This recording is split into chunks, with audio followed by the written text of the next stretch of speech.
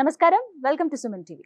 ఈ క్రోధి నామ సంవత్సరంలో 27 నక్షత్రాల్లో జన్మించిన వారికి ఎలాంటి ఫలితాలు ఉండబోతున్నాయి, అలాగే వారు చేసుకోవాల్సిన పరిహారాలు ఏమిటి, వీటి గురించి వివరించేందుకు ప్రస్తుతం మనతో పాటు ఉన్నారు ప్రముఖ జ్యోతిష్యులు, తంత్రశాస్త్ర కోవిదులు డాక్టర్ ప్రదీప్ జోషి గారు. వారితో మాట్లాడి మరిన్ని విషయాలు తెలుసుకుందాం.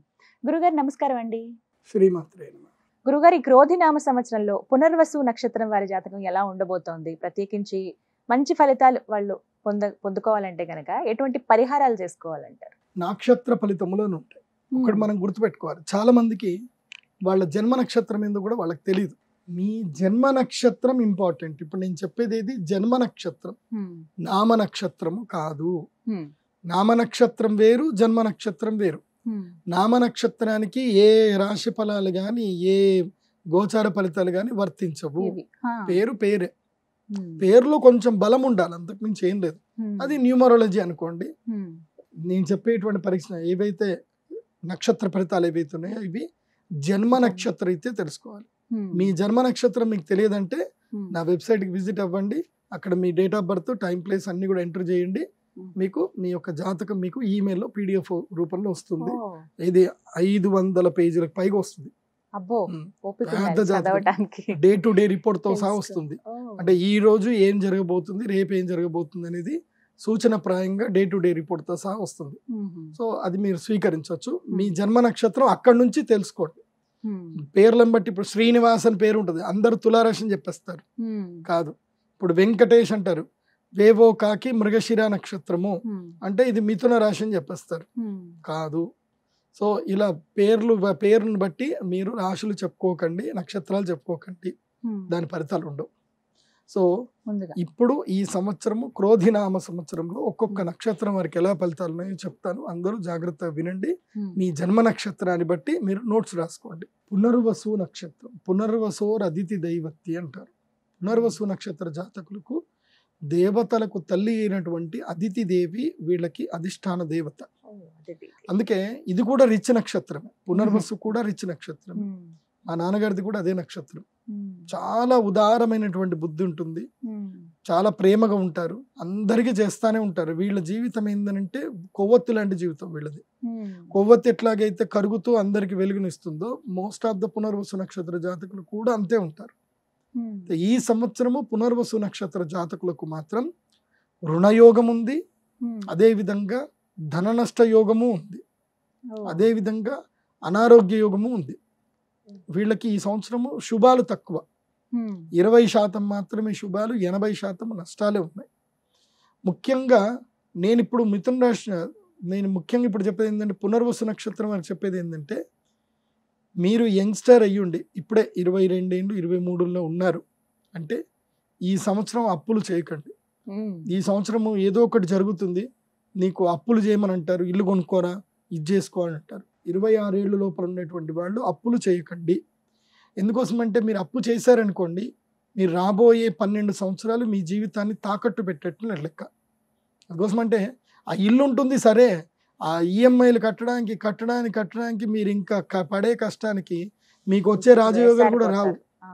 ఇప్పుడు ఎవరైనా వచ్చారు, అరే అర్జెంట్ US ఆపర్చునిటీ ఉందిరా, ఫ్రెండ్ ఉంది, వెళ్తావా అని చెప్పేసానంటే, కానీ కొంచెం రిస్క్ ఉందిరా, అక్కడికి వెళ్ళి ఒక 3 నెలలు వెయిట్ చేయాలి, కొంచెం నువ్వు రిస్క్ బేర్ చేయగలుగుతా అంటే నీకు లైఫ్లో మంచి ఆపర్చునిటీ. అంటే లేదురా 2 సంవత్సరాలు అయిపోయింది, నేను ఈఎంఐ కడుతున్నా, ఇల్లుంది, నేను ఇప్పుడు ఏ రిస్క్ చేసినా ఈఎంఐ కట్టలేను, నేను వెళ్ళను అంటావు, కథం వచ్చే రాజయోగం మిస్ అయిపోతుంది. కాబట్టి ఇప్పుడు ఈఎంఐల జోలికి వెళ్ళకండి. పునర్వసు నక్షత్రం రుణయోగం ఉంది ఈ సంవత్సరం, అయినా సరే రుణం అవుతుంది, కాకపోతే ఆచితూచిగా రుణం తీసుకోండి. కానీ 3 రూపాయల వడ్డీ తీసుకోవద్దు. 50 పైసల నుంచి 80 పైసల వరకు వడ్డీ తీసుకోవచ్చు. అక్కడి వరకు మీకు రుణయోగం వర్తిస్తుంది. కానీ అది కూడా తొందరగా తీర్చే ప్రయత్నాలు మీకు భవిష్యత్తులో జరుగుతాయి. అయితే ఇక రాబోయే 2 సంవత్సరాల వరకు మీకు రాజయోగం లేదు, అది గుర్తుపెట్టుకోండి. ఫస్ట్ 2 సంవత్సరాలు కష్టం ఉంటుంది పునర్వసు నక్షత్ర జాతకులకు. రుణాలు ఎక్కువ చేయాల్సి వస్తుంది, ధన నష్టం జరుగుతుంది, కీర్తి భంగం కూడా జరుగుతుంది. సో చెప్పడానికి నాకే బాధగా ఉంది. పునర్వసు నక్షత్రం వాళ్ళకి ఈ సంవత్సరం అయితే బాగా లేదు. జాగ్రత్త పడండి. డబ్బులు ఎంత వీలైతే అంత సేవ్ చేసుకోండి. తీర్థయాత్రలు చేయండి. విశేషంగా మీకు వెళ్ళవలసినటువంటి ఒక అద్భుత దేవస్థానం చెప్తాను. ఎక్కడికంటే ద్వారకాధీశ్ దగ్గరికి వెళ్ళండి. ద్వారక కృష్ణుడి దగ్గరికి వెళ్ళండి, అక్కడ ఒక వారం రోజులు ఉండండి. ద్వారక కృష్ణుడికి 1008 ప్రదక్షిణలు పరిక్రమణలు చేయండి. అక్కడనే నర్మదా నది కలుస్తుంది, ప్రతిరోజు ఆ నర్మదా నదిలో స్నానం చేయండి. ఒక్క వారం రోజులు ద్వారకలో ఉండండి కృష్ణుడి దగ్గర. ద్వారక లేకపోతే బృందావనం, ఎక్కడైనా కృష్ణక్షేత్రం లేదంటే ఉడిపికి వెళ్ళండి. ఒక 1 వీక్ కృష్ణక్షేత్రంలో ఉండిరండి.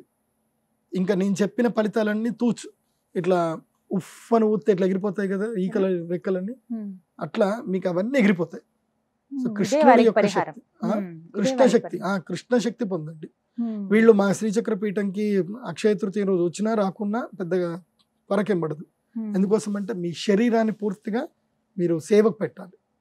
సేవకు పెడితే బాగుంటుంది. వీళ్ళకి ఫ్రీ ఆఫర్స్ లేవు, ఫైనాన్షియల్ ఆఫర్స్ లేవు. అంటే మన దగ్గర డబ్బులు ఉన్నాయి కదా, మేము 1 లక్ష రూపాయలు పూజ చేసుకుంటాం అవుతుంది అంటే జరగదు. పరిహారాలతో వీళ్ళకి వెళ్ళాల్సిందే, శరీరం కాయ కష్టం చేయాల్సిందే. సో వీళ్ళకి నాటాలు వస్తా అంటే రండి, కాకపోతే కాయ కష్టం చేయాలి. ఈ సంవత్సరం చెమట చిందించాలి, దేవుడి దగ్గర చెమట చిందించాలి, కాళ్ళు కాలాలి, కాళ్ళకు బొబ్బలు రావాలి. అవి జరిగితేనే వచ్చే కర్మఫలాలన్నీ కూడా దాంతో కొట్టుకుపోతాయి. అది శ్రీకృష్ణ పరమాత్ముడిని శ్రీకృష్ణుడిని సేవించాడు. ఉడిపి కృష్ణుడి దగ్గరికి వెళ్ళండి. ఉడిపి వెళ్ళమంటారు. ఉడిపి వెళ్ళినా మంచిది. ఉడిపి కృష్ణక్షేత్రమే, ద్వారకా కృష్ణక్షేత్రమే, బృందావనము కృష్ణక్షేత్రమే, మధుర కృష్ణక్షేత్రమే. కృష్ణక్షేత్రం లోపలికి వెళ్ళండి. మీరు కూడా ఆ ప్రణవానంద గురూజీతో ఇంటర్వ్యూ చేస్తూ ఉంటారు కదా, మంచి కృష్ణ భక్తుడు. ఆయన వీడియోలు అందరూ చూడండి, ఆయన చాలా మంచి జ్ఞానం ఉన్నటువంటి వ్యక్తి. ఆయన వీడియోలు చూడండి, మంచిగా నేర్చుకోండి అందరు కూడా. గీతాంజలి గారు చేస్తారు, ఆయనతో మంచి వీడియోలు చేస్తారు, చూడండి. చాలా చక్కగా చెప్తారు ఆ కృష్ణ పరమాత్ముడి గురించి. ఈ విధంగా వాళ్ళు పరిహారం చేసుకుంటే మంచిది అంటారు. పునర్వసు నక్షత్రం వాళ్ళు ఆయన గురూజీ వీడియో తప్పకుండా చూడండి, భగవద్గీత చదవండి ఈసారి. ఇది ఇంకా మంచి నిర్ణయం. చాలా మంది ఇప్పుడు అలవాటు చేసుకుంటున్నారు. ఇంకా అందరూ చదువుమని చెప్తారు, దైనందిన జీవితంలో ఒక భాగం చేసేసుకోవాలి. చక్కటి పరిహారం తెలియజేస్తారు. ఈ క్రోధినామ సంవత్సరంలో పుష్యమి నక్షత్రం వారికి ఏ విధంగా ఉండబోతుంది అంటారు? వారి జాతక ఫలితాలు అలాగే శుభ ఫలితాలు వాళ్ళు పొందాలంటే కనుక ఎటువంటి పరిహారం చేసుకోవాలంటారు? నక్షత్ర ఫలితములను ఉంటాయి. ఒకటి మనం గుర్తుపెట్టుకోవాలి, చాలా మందికి వాళ్ళ జన్మ నక్షత్రం ఏందో కూడా వాళ్ళకి తెలియదు. మీ జన్మ నక్షత్రం ఇంపార్టెంట్. ఇప్పుడు నేను చెప్పేది ఏది, జన్మ నక్షత్రం, నామ నక్షత్రము కాదు. నామ నక్షత్రం వేరు, జన్మ నక్షత్రం వేరు. నామ నక్షత్రానికి ఏ రాశి ఫలాలు గాని ఏ గోచార ఫలితాలు గాని వర్తించవు. పేరు పేరే, పేరులో కొంచెం బలం ఉండాలి, అంతకుమించి ఏం లేదు. అది న్యూమరాలజీ అనుకోండి. నేను చెప్పేటువంటి పరీక్ష ఏవైతే నక్షత్ర ఫలితాలు ఏవైతే ఉన్నాయో ఇవి జన్మ నక్షత్రం అయితే తెలుసుకోవాలి. మీ జన్మ నక్షత్రం మీకు తెలియదంటే నా వెబ్సైట్కి విజిట్ అవ్వండి, అక్కడ మీ date of birth, time, place అన్ని కూడా ఎంటర్ చేయండి. మీకు మీ యొక్క జాతకం మీకు ఈమెయిల్లో PDF రూపంలో వస్తుంది. ఇది 500 పేజీలకు పైగా వస్తుంది. డే టు డే రిపోర్ట్ తో సహా వస్తుంది. అంటే ఈ రోజు ఏం జరగబోతుంది, రేపు ఏం జరగబోతుంది అనేది సూచన ప్రాయంగా డే టు డే రిపోర్ట్ తో సహా వస్తుంది.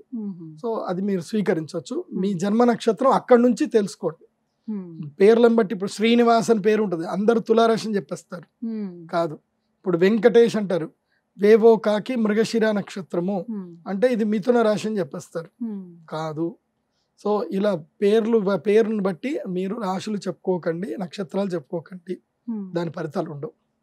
సో ఇప్పుడు ఈ సంవత్సరము క్రోధినామ సంవత్సరంలో ఒక్కొక్క నక్షత్రం వారికి ఎలా ఫలితాలు ఉన్నాయో చెప్తాను, అందరూ జాగ్రత్తగా వినండి.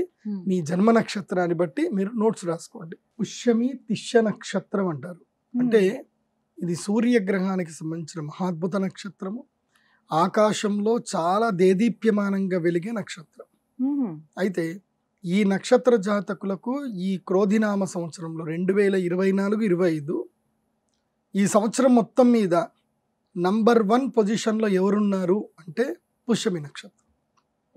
ఈ సంవత్సరం నంబర్ 1 పొజిషన్లో ఉన్నారు పుష్యమి నక్షత్ర జాతకులు. వీళ్ళకి గురువు బల బాగా ఉంది, శని కూడా జరిగిపోతున్నాడు, శని కూడా అనుకూలిస్తాడు కొన్ని రోజుల తర్వాత. అంటే ఇప్పుడు నవంబర్ తర్వాత శని కూడా వీళ్ళకి అనుకూలిస్తాడు, బాగుంది వీళ్ళ జాతకం. అయితే పుష్యమి నక్షత్ర జాతకులు చేయవలసిన ఒక అద్భుతమైన ఒక కార్యక్రమం ఉంది. ఏంటంటే చెవులు మూసుకోవడం అనేది నేర్చుకోవాలి.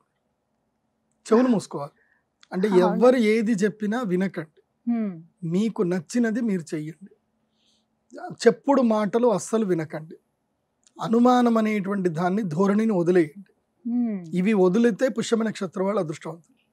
ఎందుకోసమంటే ఒక అనుమానం అనేటువంటిది ఒకటి వచ్చింది అనుకోండి. ఎందుకోసమంటే ఈ సంవత్సరం వీళ్ళకి శనిగ్రహం అష్టమంలో ఉన్నాడు, బాగా లేడు.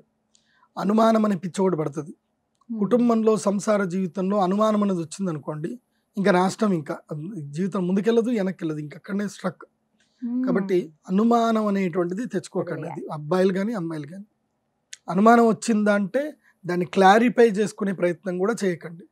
ఎందుకోసం అంటే అనుమానం అనేది ఒక వైరస్ లాగా. అది నువ్వు దాన్ని క్లారిఫై చేస్తే క్యాన్సర్ లాగా ఇంకా పెరుగుతుంది తప్ప తగ్గదు. Don't go for the any clarify. Yes, అనుమానం పెనుభూతం. సో అనుమానం జోలికి మాత్రం వెళ్ళకండి పుష్య నక్షత్రం. ఇంకోటి, చెప్పుడు మాటలు వినకూడదు, సలహాలు ఎవరివి వద్దు. ఒక మంచి ఫినాన్షియల్ గురువుని సంప్రదించండి, ఆస్ట్రాలజర్ని సంప్రదించుకోండి. ఈ సంవత్సరం ఏమేం చేయాలి అనేది ఒక ప్లానింగ్ తీసుకోండి, ఈ ఏప్రిల్ మంత్లో తీసుకోండి. ఎందుకోసమంటే ఇది మీకు రాజయోగ సమయము. నంబర్ 1 అదృష్టవంతులు ఈ సంవత్సరం పుష్యం నక్షత్రం. కాకపోతే మీరు నంబర్ 1లో ఉండాలంటే మీకు గైడ్ లైన్స్ అయితే కావాలి. ఎందుకోసమంటే అప్పుడు మీరే ఇప్పుడు మీరే, గ్రహస్థితులు మారాయి కానీ మీ యొక్క జీవన విధానాన్ని మార్చుకోలేకపోతే ఎట్లాగా? సో జీవన విధానం మార్చడానికి ప్రయత్నాలు చేసుకోండి, అదృష్ట యోగం వస్తుంది. మీకు ఏం పెద్దగా చెప్పాల్సిన అవసరం లేదు. పరిహారం ఒక్కటే, మీకు సూర్యగ్రహణము మిమ్మల్ని కొట్టేస్తుంది. ఎందుకోసం అంటే కర్కాటక రాశి వారికి సూర్యగ్రహణం అరిష్టంగా ఉంది, కొట్టేస్తుంది మిమ్మల్ని. సో అది కొట్టేయొద్దు అని అంటే మీరు సూర్యగ్రహణం రోజున అరిష్ట నివారణ తంత్రం చేయించుకుంటే ఈ సంవత్సరం అంతా బాగుంటుంది మీకు. అది గుర్తించండి.